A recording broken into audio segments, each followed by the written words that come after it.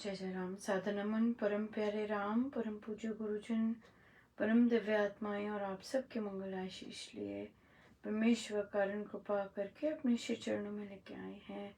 उनका बारंबार धन्यवाद, अनंत अनंत बार धन्यवाद, अनंत बार धन्यवाद। गुरुजनों के कारण कृपा से वे मन के रूपांतरण में लेके आते हैं, उनका बहुत बहुत धन्यवाद, अनंत बार धन्यवाद। बहुत ही प्यारा दिन रहा, बहुत ही आनंदमय कृपामय दिन रहा। और हम लोग आए थे लाइव माला के लिए, माला सीखने के लिए, और बहुत सुंदर रहा। और आई होप जो नहीं ज्वाइन कर पाए वे वहाँ से सीख पाएंगे। महाराज कई बार नोटिस करती हूँ कि जब भी कुछ जूम पर अलग से करवाती हूँ तो उनको होता है कि नहीं खुले करवाओ, क्योंकि बहुत से लोगों को पता नहीं चलता या बहुत से लोगों को याद नहीं रहता या जैसे भी है। तो लाइव आके सबको मिल जाता है, क्योंकि यहाँ पे सेव्ड भी रहता है, पढ़ा भी रहता है। सो या बहुत बहुत प्यारा रहा, भजन भी बहुत अच्छा रहा हमारे। और सब सीख रहे हैं, अच्छा रहता है। और मुझे भी देखने को मिल जाता है क्या गड़बड़ें की हुई हैं नोटेशंस देने में, सुनाते हैं बच्चे, जल्दी कर लेते हैं, तो बहुत बहुत अच्छा रहता है। आज की पर विशेष बात तो यही थी कि हमारा इवनिंग का सत्संग आरंभ हो रहा है। और बहुत बहुत बहुत एक्साइटमेंट बताई साधकों ने कि बहुत अच्छा लगा और हंस रहे थे, खूब खूब खूब आनंद था एक और सत्संग मिलकर। और बहुत अच्छा लगा ये कि और सत्संग मिला तो बहुत आनंदित थे और बहुत उत्सुक थे। फॉर्म भी बहुत लोगों ने भरा, थैंक यू सो मच। और क्योंकि इसमें सुंदरकांड जी हैं और तो बहुत बहुत लोग उत्सुक रहते हैं सुंदरकांड जी के लिए भी, तो बहुत बहुत बहुत कृपा रही, बहुत कृपा रही कि ड्यूटीज़ पर प्रेफरेंस ड्यूटीज़ की हारमोनियम को ही हम देंगे, प्रेफर करेंगे, क्योंकि अगर महाराज इतनी मेहनत कर रहे हैं कि सीखिए सीखिए, तो फिर डेफिनेटली उस पर हम जाएंगे। तो और सिखा रहे हैं तो या प्रेफरेंस डेफिनेटली विद हारमोनियम को ही दी जाएगी। बहुत बहुत धन्यवाद आपकी प्रार्थनाओं का। मैं दंग रह गई कि इतनी भारी मात्रा में आप सब प्रार्थनाएं कर रहे, और इतना इतना सुखद लगा कि महाराज का का स्थान है। और चाहे कि आपको बिल्कुल नहीं फर्क पड़ा कि कितने लोग जाएंगे, कितने वो जाएंगे, और आप कितने भाव चाव से उमड़े उस प्रार्थना के लिए। That was beautiful. बहुत आई वाज रियली टच्ड कि कितने सुंदर साधक हैं। और सबसे प्यारी बात है, साधारण और आम साधक ऐसे ही होते हैं, राइट।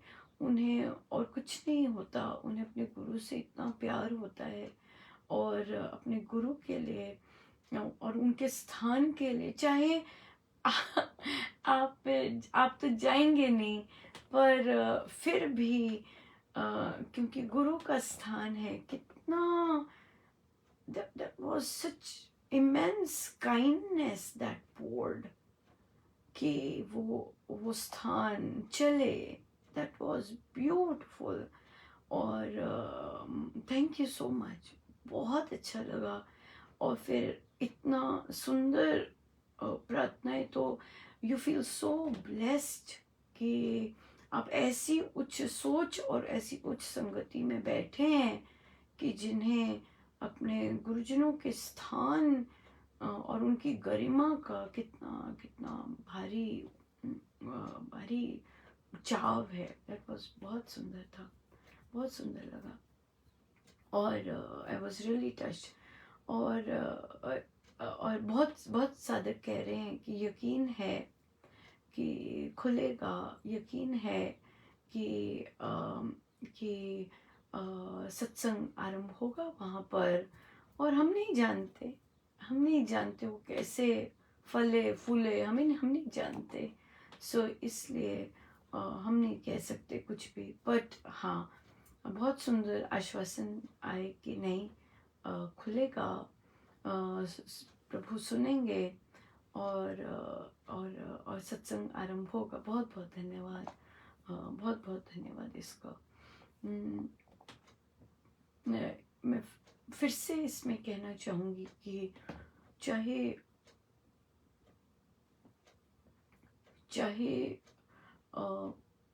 नॉट चाहे कि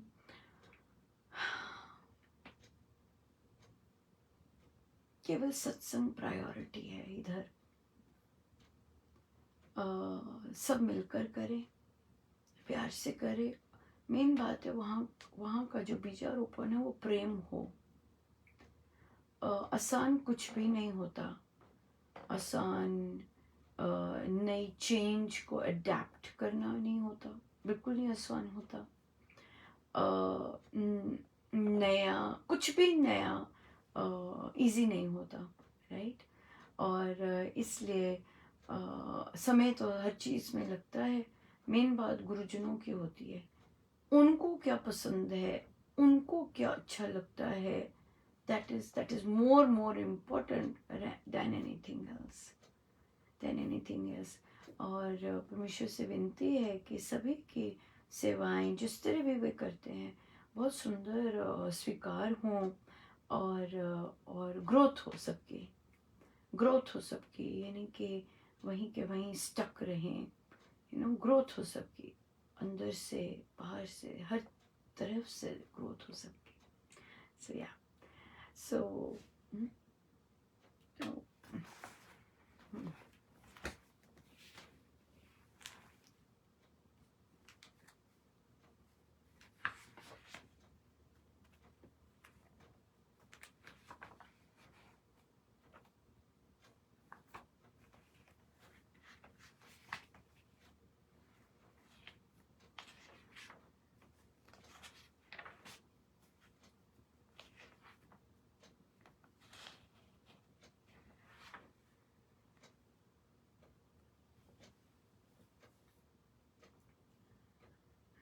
जय रघुनंदन जय सिया राम, जय रघुनंदन जय सिया राम।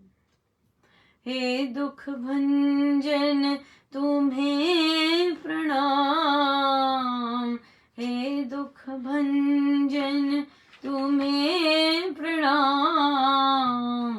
जय रघुनंदन जय सिया राम, जय रघुनंदन जय सिया राम। भ्रात भ्रात को हे परमेश्वर, स्नेह तुम्हें दिखलाते। नर नारी के प्रेम की ज्योति जग में तुम्हें जलाते। हो नैया के केवल हारे, हो नैया के केवल हारे। जपूं मैं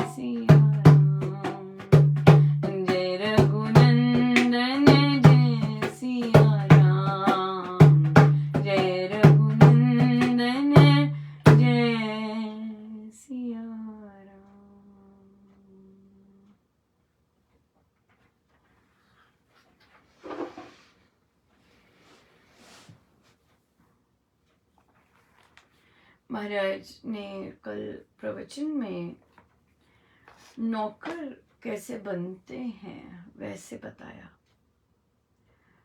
सदा से बहुत इच्छा होती थी पर कभी बच्चे के बियॉन्ड जा नहीं पाती थी। जब भी महाराज का सेवा करना या कुछ भी करना, बच्चा भाव ही आता था, बाल भाव आता था और प्रेम भाव आता था।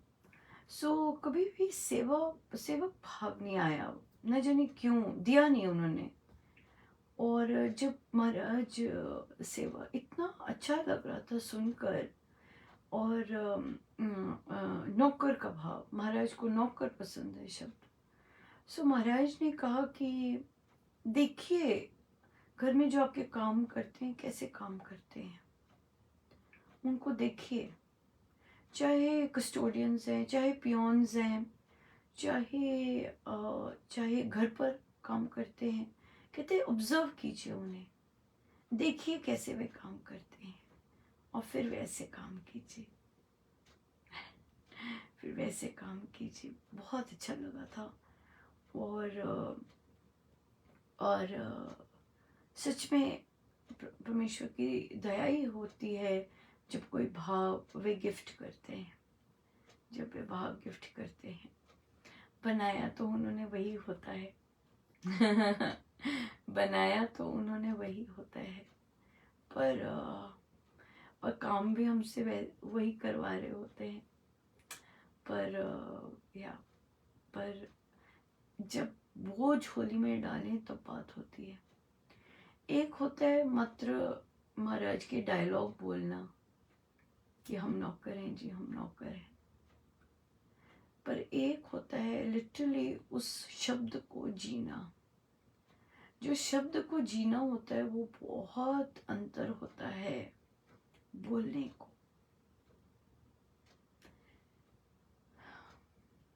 बहुत अंतर होता है, बहुत अंतर होता है बहुत अंतर होता है। सो आइए चलते हैं प्रश्नों पर। प्रश्न आया कुंडल। साधिका जी कहती हैं कि मेरा बेटा कहता है मैं बिना कुंडली के विवाह नहीं करूँगा। और तो साधिका जी कहती हैं पर मुझे स्वामी जी पर विश्वास है,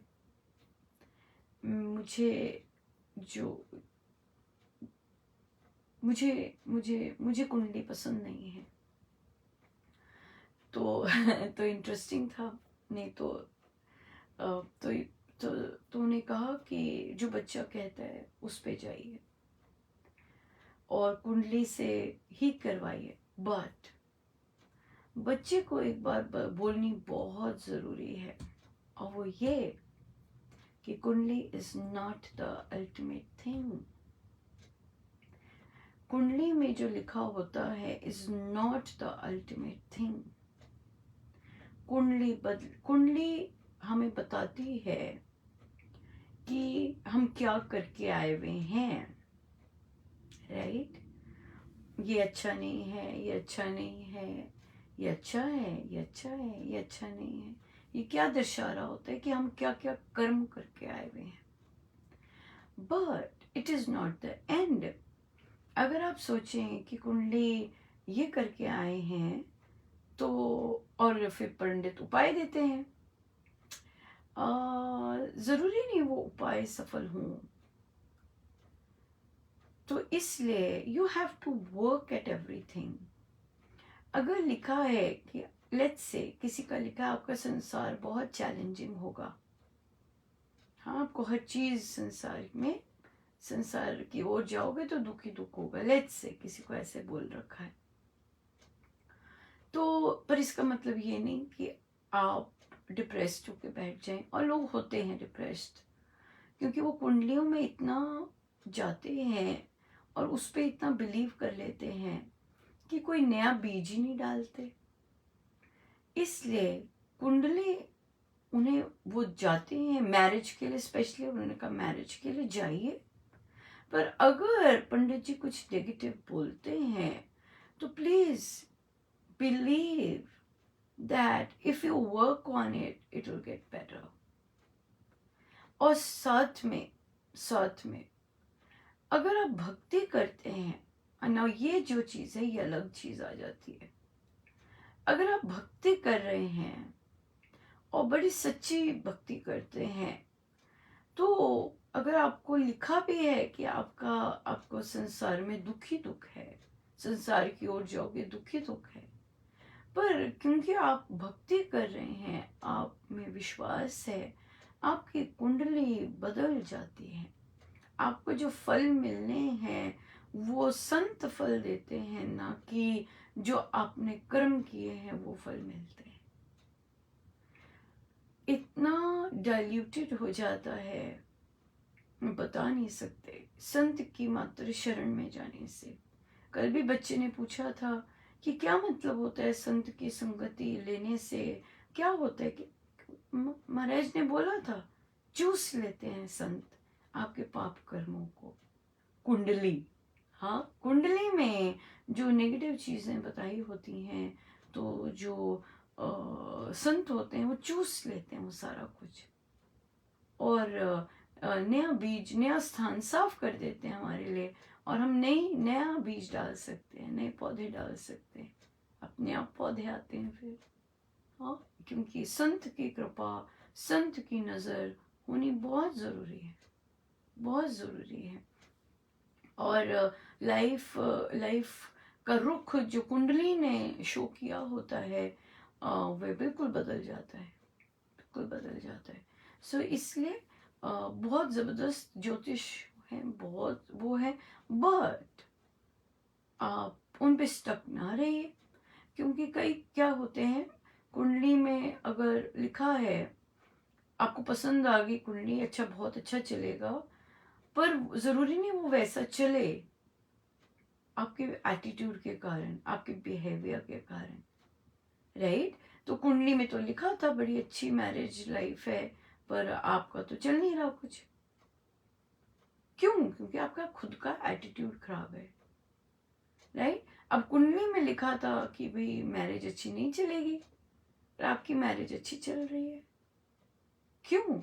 क्योंकि आपने अपने आप को चेंज किया, आपने अपने आप को चेंज करके गुरुजनों के अनुसार चले, तो भाई बड़ी अच्छी चल रही है। हाँ, तो हर चीज की जो डेफिनेशन है आपके अंदर, आप चाहते हैं अच्छी मैरिड लाइफ हो, खिचखिच ना हो, ऐसे नहीं होता है। You really have to work on it. अपने आप को चेंज करना पड़ता है, अपना माइंडसेट चेंज करना पड़ता है, अपने एटीट्यूड्स चेंज करने पड़ते हैं। Everything needs to be worked on. बच्चों से कैसे बात करनी है, बच्चों को कैसे बड़ा करना है, it needs to be learn. अपने पार्टनर को कैसी रिस्पेक्ट देनी है, अगर वो अपसेट है, वो चिड़चिड़ कर रहा है, तब हमें कैसे बिहेव करना है, चाहे मेल है फीमेल है। तो ये सब चीजें लर्नड होती हैं, वी लर्न इट, पैदाइशी नहीं होती, क्योंकि हमने सीखी नहीं होती। इसलिए हम मैरिज और हर चीज से डरते भी हैं, क्योंकि हमारा माइंडसेट भी वैसा नहीं होता। हमारा माइंड से हमें ये कहीं कहीं किसी भी जगह नॉलेज नहीं दी जाती कि भाई कि नहीं, तुम्हें स्टेप बैक भी करना होता है, तुम शांत भी रहना होता है, दूसरों की केयर भी करनी होती है। ये सब कहीं नहीं सिखाया जाता, पर हम चाहते हैं कि हमारा जीवन बहुत सुखद हो। महाराज ने बहुत सुंदर फॉर्मूला दिया, अपने आध्यात्मिक जीवन को भौतिक जीवन से मिला लीजिए। ये है हमारी साधना। हमारी साधना ऐसी नहीं है कि ये लाइन भौतिकता की चल रही है, ये लाइन आध्यात्मिक की चल रही है, पैरेलल लाइंस नहीं है हमारे, ऐसे है, हम ऐसे हैं। तभी जो रामोपासना बुक क्लब अटेंड करते हैं, उन्हें बोला जाता है अपने प्लानर में लिखिए, आज मैंने इसे कॉल करना था, आज मैंने ये करना था, आज मैंने वहाँ जाना है, आज मैंने अमृतवाणी जी करने हैं इस समय, फिर ध्यान करना है, जाप करना है, फिर मैंने लॉन्ड्री करनी है, फिर मैंने ग्रॉसरी करके आनी है।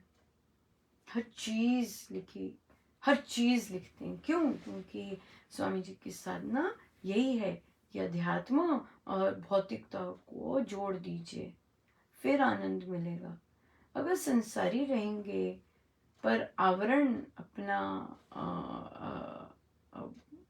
यू नो धार्मिक चढ़ाया हुआ है, आध्यात्मिक होना तो बहुत टफ है, हर कोई नहीं हो सकता।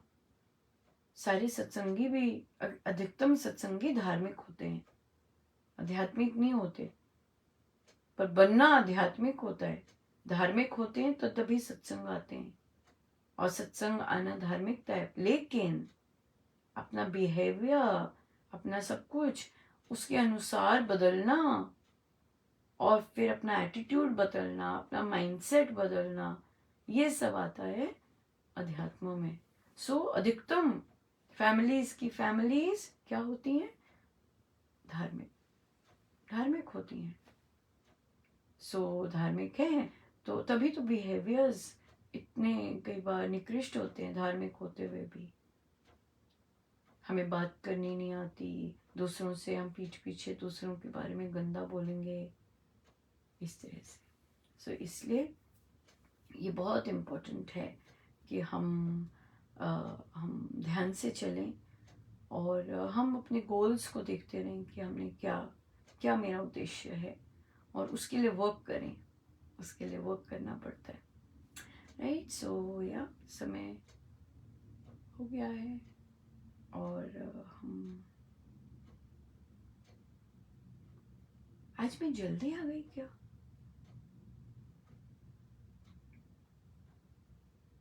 I think so. आज जल्दी आ गई, राइट? या 1 घंटा पहले ही जल्दी आ गई। ओ बाप रे।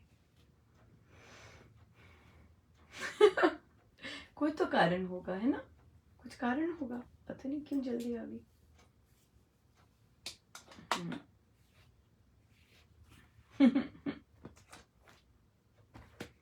पता नहीं क्यों जल्दी आ गई।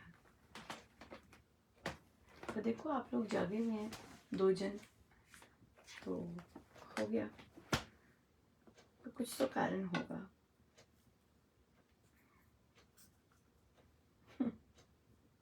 इंटरेस्टिंग।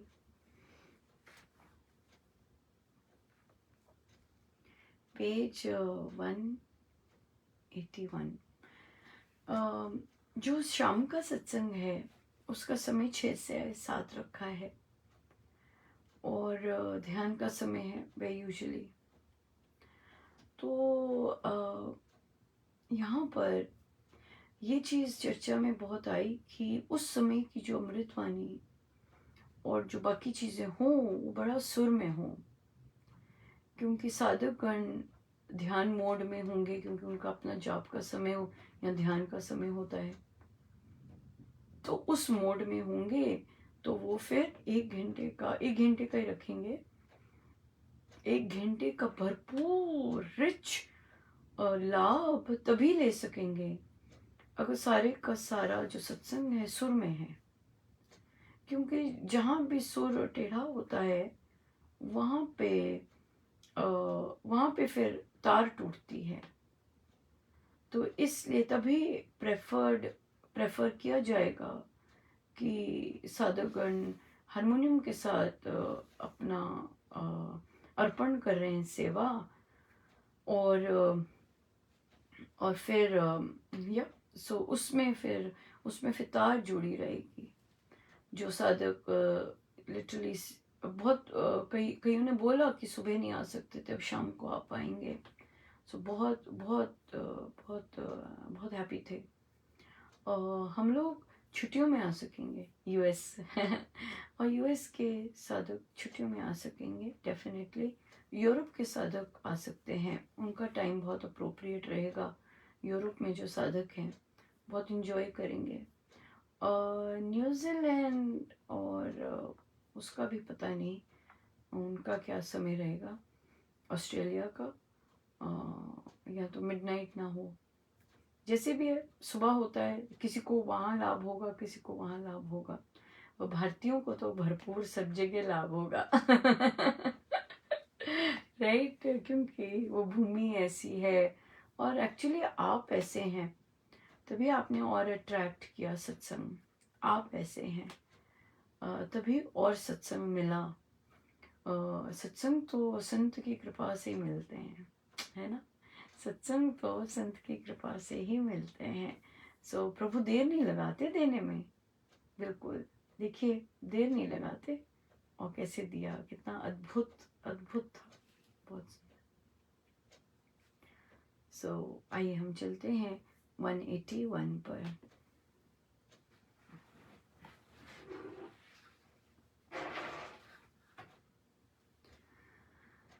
नर नारी सब देश में जब है बसा वसन, राम कमल के कुंज में क्यों उसका है अंत। ऐसा फीका मुख वर्ण कभी न देखा नाथ, क्यों हो आज न दिखते आभा शोभा साथ। मैं स्वप्न हूँ देखती, क्या करती हूँ भूल, क्या अब मेरे हो गया दैव अति प्रतिकूल। हो गंभीराकार सिया से बोले वे ही, है देते वनवास पिता मुझको वह देहि, पावेगा सुख सर्व राज्य के भरत स्नेही। मांगे वर दो आज मध्यमा माने यही, कहकर कथा अशेष लगे उसको समझाने। पारिवारिक संबंध उचित है मधुर बनाने, तू है ज्ञान निधान धर्म पद तूने जाने। दोनों वंश की आन तू है सिए असमाने, जो भी मैंने कहा सदा है तूने माना। मन से मेरा कथन पालना उद्देश्य जाना, रहूंगा जो कुछ अब उसको मन से निभाना। यही कहा है धर्म सनातन परम पुराना, होगा भूपति भरत सियाने सुनिए सीते। उसका करना कथन यथा वह कहे विनीते, इस पर धरना ध्यान विनय नहीं न्याय बीते। भूप भरे भंडार करे भी पूर्ण रीते, वचन न कहना कदा उसे जो कभी ना भावे। देना ना उपलाम कि जिससे वह चिढ़ जावे, कभी कठोर कुवचन न तुझसे तो सुन पावे। रहना बन अनुकूल भूल कुछ मूल न आवे, उसके जाकर पास न मुझको सिमरन करना। मेरा कहना वियोग उसे अति दुख से भरना, मेरी विपदा से मत झरेगा जैसे झरना। इस कारण है सिए धृति निज मन में धरना, बंधु प्रेम का भाव भीतर ऐसा भरिए। मन को रखिए विमल कभी अपवाद न करिए, यश गुण गान कर गान दोष निंदा परिहरिए। त्रुटि भूल पर कभी धीर बन ध्यान न धरिए, उसके सुगुण बखान सदा तुम सुख से रहना।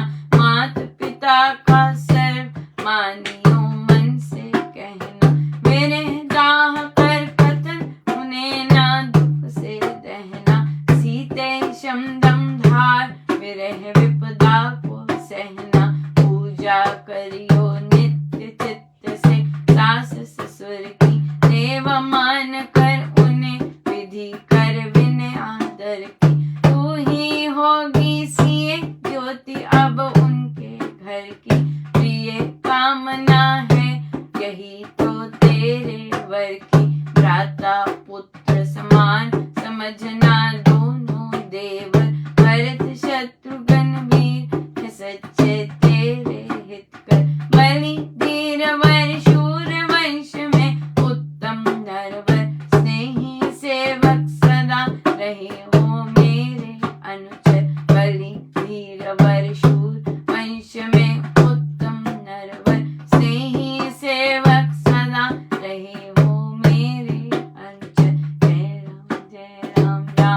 जय राम जय राम जय राम जय राम जय राम राम जय राम जय राम जय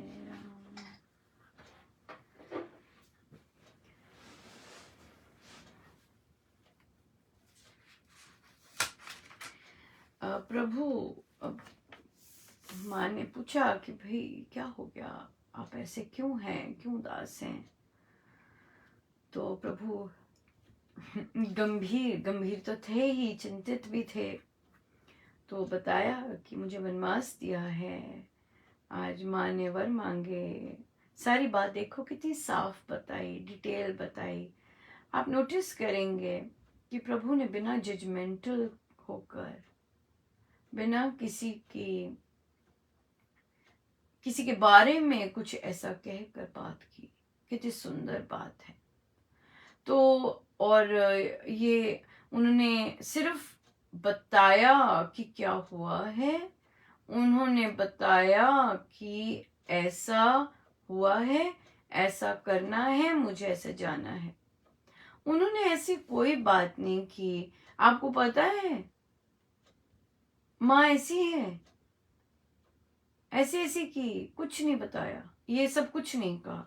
पिताजी देखो कितने मीन बन गए, मेरा ये कर दिया, ऐसा कुछ नहीं बताया। ये नोटिस कीजिएगा, हमारी जब कॉन्वर्सेशन होती है, हम जब किसी के साथ बात करते हैं, अपना पॉइंट रखते हैं, तो हम फैक्ट्स सिर्फ तक नहीं रहते, हम उसके साथ कहीं ना कहीं निंदा, कहीं ना कहीं कुछ और लेकर आते हैं। और अगर हम इस बात पर अवेयर हो जाएं तो हम बहुत बढ़िया गुरुजनों के आगे बन जाएंगे कि हाँ, हमने फैक्ट्स रखे, सीधी बात रखी और अपनी तरफ से और कुछ नहीं ऐड किया, सीधे। तो ये यहाँ पर फिर हम अब प्रभु और वे बोल रहे हैं कि पारिवारिक संबंध बहुत इम्पोर्टेंट है मधुर बनाने। ये प्रभु के लिए इम्पोर्टेंट है कि पारिवारिक संबंध मधुर बने।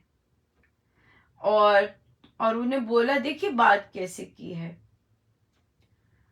उन्होंने बोला है कि मुझे पता है तू ज्ञान से भरी पड़ी है, राइट? और बोला है कि तू ज्ञान निधाना है, देखो सब समझ है, प्रभु ने बोला है। कितनी सुंदर बात है, बात करने का ढंग देखिए कैसे प्रभु सिखा रहे हैं कि मैं जानता हूं कि तेरे में ज्ञान है, तू जानती है ये सब चीजें, और तेरे को धर्म का रास्ता पता है, ये बोल रहे हैं प्रभु, राइट? और अब क्योंकि तुझे ये दोनों चीजें पता है, इस बात का पता है, ज्ञान है, तो अब तेरा बनता है कि तू ये अपना धर्म पथ, दोनों वंश की आन तूने रखनी है, हाँ दोनों रखनी है। और तो कहते देख, भरत राजा बनेगा, ठीक है, जैसा वो कहे वैसा करना है, हाँ, या ध्यान करना है, विनय करके, कि वह विनीत, कहते तू जितनी भी रीति रिवाज है वो पूरी करेगा राजा बनने की। कोई उसे ऐसे वचन ना बोलना, ना ही उसे उपलांभ देना, टॉन्ट मारना। हाँ देखो कैसे सिखा रहे हैं कि ना ही कभी वचन कठोर बोलना, ना ही टॉन्ट मारना, कि जिससे वो चिढ़ जाए। हाँ, तो हम देखते हैं बहुत सारे कपल्स में एक दूसरे को टॉन्ट मारते हैं या एक दूसरे के साथ चिढ़ के बात करेंगे, राइट? पर जहां ऐसा नहीं होता तो वहां फिर हम जानते हैं कि आदर भी होता है, सम्मान भी होता है, और प्यार भी होता है। इस तरह का कि भी आप अंडरस्टैंड करते हैं कि मुझे पता है कि तुम जानते हो। हाँ, अगर आपको पता है कि शायद ये नहीं जानते तो आप उस भाषा में बोल सकते हो कि जिससे दूसरे को टॉन्ट समझ के उसको पीड़ा ना हो, या आप उसको टॉन्ट मार के नीचा ना दिखा रहे हो। इस तरह से। फिर कहते कभी कठोर वचन न होना, और भूल चूक होगी वो मन में नहीं लानी, वो वहां पे रहनी नहीं चाहिए, और कठोर नहीं बनना। और जब तुम उसके पास हो तो तुमने मेरी बातें नहीं करनी, मेरे को स्मरण नहीं करना, राइट। और अब मेरा वियोग, ऐसी ऐसी बातें उसके साथ नहीं करनी, उससे बहुत दुख होगा। एक्सक्यूज मी, उससे इस चीज से बहुत दुख होगा। और देखिए कितना हर एक का कितना अंडरस्टैंड कर रहे हैं प्रभु। माँ सीता को एड्रेस करने में कितना अंडरस्टैंड किया उन्होंने कि वो किस तरह की हैं, और एक्सेप्ट किया कि आप जानते हैं ये सब, इसलिए आप ऐसा मत करना। और फिर भरत जी का उन्हें पता है कि वो कितने स्नेही हैं, तो माँ को बोला कहीं ना कहीं प्रभु को होगा, तभी बोला प्रभु ने कठोर वचन मत बोलना, क्योंकि पीड़ा होती है तो भी कठोर वचन बोलते हैं, पीड़ा होती है तो भी टॉन्ट आगे आते हैं, राइट। तो कभी ऐसे मत करना, और फिर कि उसे दुख से भर मत देना। कहते कि मेरी विपदा का वो सुन के वो तो झरझर झरने भर देगा, इस कारण धैर्य रखना, और सदा बंधु प्रेम का भाव अंदर भरे रखना, अपने मन को साफ रखना, कभी कभी गलत शब्द नहीं बोलने, यश और गुणगान करना दूसरे का, लेकिन कभी निंदा नहीं करनी, दोष नहीं निकालने, निंदा नहीं करनी है इस बात से, ये चीज नहीं करनी है। और किसी की भूल पर, गलतियों पर ध्यान नहीं देना। उसके सुगुण बखान करना, सदा सुगुण बखान करना, और माता पिता का कहना मानना, विरहदा कि उन्हें ये अग्नि से दहकने मत देना, सहना विरह को, और फिर पूजा करना, और सास ससुर की देव समान उनको मान देना। कहते अब तू ही है इस ज्योति घर की, सो इसलिए तुम भाइयों को पुत्र समान समझना, और या इस तरह से बात कर रहे हैं। ये वे बात कर रहे हैं। आपने नोटिस किया होगा प्रभु ने माँ कौशल्या को भी इस तरह का उपदेश दिया, और कभी पिता से ऐसे मत बोलना, ऐसे मत करना, उनके साथ रहना, उनको ऐसे करना। पर हम देखेंगे कि माँ कौशल्या ऐसे नहीं रही थी जैसे प्रभु कह के गए थे राजा दशरथ के साथ। उन्होंने अपने दुख पर धैर्य नहीं धारा था, ना ही जिह्वा पर। और हम ये भी जानते हैं कि माँ सीता की जब बारी आई थी लक्ष्मण जी के साथ, तब भी उन्होंने इस तरह का जैसे प्रभु ने उपदेश दिया है वैसे नहीं धरा था। सत्संगति के साथ विवेक आता है, और विवेक हमें बताता है कि हमने कैसे बिहेव करना है। किंतु दुख और मोह हम हर जगह देखेंगे। जब भी मोह आएगा, मोह के कारण दुख आएगा, सभी के सभी ने अपना आपा खोया, कटु वचन कहे, पीड़ा देने वाले वचन अगले को कहे, जिससे अगले को पीड़ा हुई।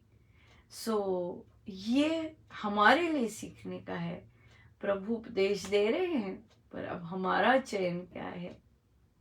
हम भी ऐसे करते हैं, हम भी जब मोह में आते हैं, हमें पीड़ा होती है और हम गंदगी उगलते हैं, sarcasm उगलते हैं, नेगेटिविटीज उगलते हैं। बट बात तो तब है जब जो प्रभु ने कहा है और सबको उपदेश दिया है वो हम मान सके, राइट। प्रभु ने जो रास्ता बताया है। अब यहाँ पे देखिए, इवन दो प्रभु ने माँ सीता को कहा है कि तुमने सदा मेरा कहना माना है, आज भी मानना और ये सारे काम करना। माँ सीता का क्या इस पर प्रतिक्रिया है हम जानते हैं, पर अब हम और अंडरस्टैंड करेंगे।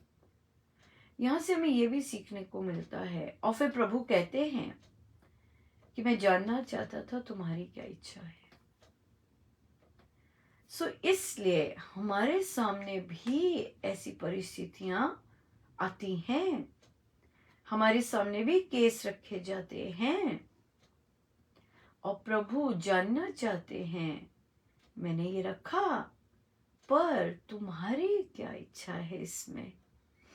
और जब हम अपनी इच्छा एक्सप्रेस करते हैं, चाहे सत्संग जाने की, चाहे और जाप करने की, और तो प्रभु कहते हैं कि मैं तो जानना चाहता था कि तुम्हारी क्या इच्छा है ना। हमें भरपूर दिया हुआ है, हमारे सत्संग चल रहे हैं, उसके बावजूद जो परिस्थिति आती है तो वे कहते हैं, और तो ये चीज बहुत इम्पोर्टेंट है कि हम केवल इस तरह का विवेकपूर्ण निर्णय केवल संत की शरण में बैठ के ही ले सकते हैं।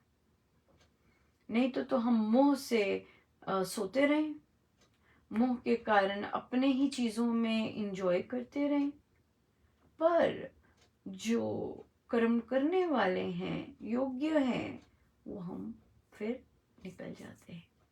क्या सही है क्या गलत है वो निकल जाता है। बहुत सुंदर साधिका ने कहा, कहते मेरे अंदर से महाराज प्रेरणा दे रहे थे अपने लोकल सत्संग में जाने की। कहते फिर महाराज का प्रवचन भी आया कि सत्संग के बारे में महाराज ने बोला, और फिर जब यहाँ पे प्रश्न आते हैं तो महाराज के प्रवचन को और हम खोल कर उसका चिंतन करते हैं तो और क्लियर हुआ कि, तो फिर उन्हें हुआ कि देखो मेरे को अंदर से आ रहा था और मैं कदम नहीं उठा रही थी कि मुझे श्री राम शरणम जाना है, पर ये टॉक्स आए और महाराज का प्रवचन कैसे सुनते हैं अंदर से, क्योंकि वे प्रेरणा दे रहे होते हैं। बहुत सुंदर एक साधिका जी ने कहा कि आपका लोकल सत्संग है, हाँ, और आपने अगर इधर लाइव का है तो आप क्या चूज करेंगे, कौन सी ड्यूटी करेंगे, चूज कहाँ की करेंगे, प्रेफरेंस किसको देंगे। वह सत्संग जो गुरुजन, दोनों चीजें गुरुजनों ने स्थापित की हैं, राइट, पर हमारा दायित्व बनता है जो स्थान गुरुजन ने हमें दिया है उसको हम प्राथमिकता दें, क्योंकि वो उनकी शक्ति लगाकर उन्होंने हमें गिफ्ट दिया है। तो बहुत अच्छा लगा कि साधिका जी ने डिसीजन लिया और शायद वो गए भी या जाएंगे। और सबसे प्यारी बात कि देखिए रामोपासक ट्रू उपासक हैं। क्यों? क्योंकि वो वर्ड टू वर्ड, उन्हें डाउट नहीं है स्वामी जी महाराज की सेइंग्स पर, उन्हें पता भी है क्या उनकी सेइंग है और डाउट भी नहीं है। तो राम उपासक होने चाहिए हर सत्संग, हर श्री राम शरणम में। उनका मेयर प्रेजेंस ही, क्योंकि वो उसे जी रहे हैं, वो स्वामी जी महाराज की शिक्षाओं को जी रहे हैं। इसलिए ये बहुत इम्पोर्टेंट है कि वे जाएं और इतना कुछ सीख रहे हैं, अपना योगदान ऑफर करें, बिल्कुल ऑफर करें। और हमारा तो पर्पस ही शुरू से यही था कि साधुगण अपने अपने श्री रामाश्रम में जाएं और जो जो सीखा है, सुंदरकांड जी सीखे हैं, अमृतवाणी जी सीखी हैं, जो जो सीखा है अर्पण करें। हाँ, वहाँ वहाँ बारी नहीं मिलती तो यहाँ तो मिली, यहाँ तो है ही है, राइट। सो पर जाएं ज़रूर, ज़रूर ज़रूर जाया करें। सो गुरुजनों का बहुत बहुत धन्यवाद।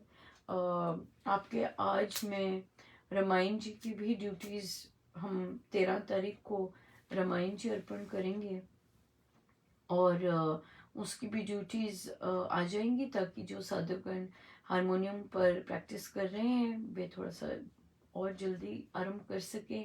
मुझे मैसेज आ रहे थे उनका, पर महाराज बहुत ज़्यादा उड़ेला है तो एक एक करके आएंगे, तो आज डाल दूँगी होपफुली। या सो आइए हम सीधे होके बैठे, अपने प्रभु अपने गुरुजनों के श्री चरणों में बारंबार नमन, अनंत बार।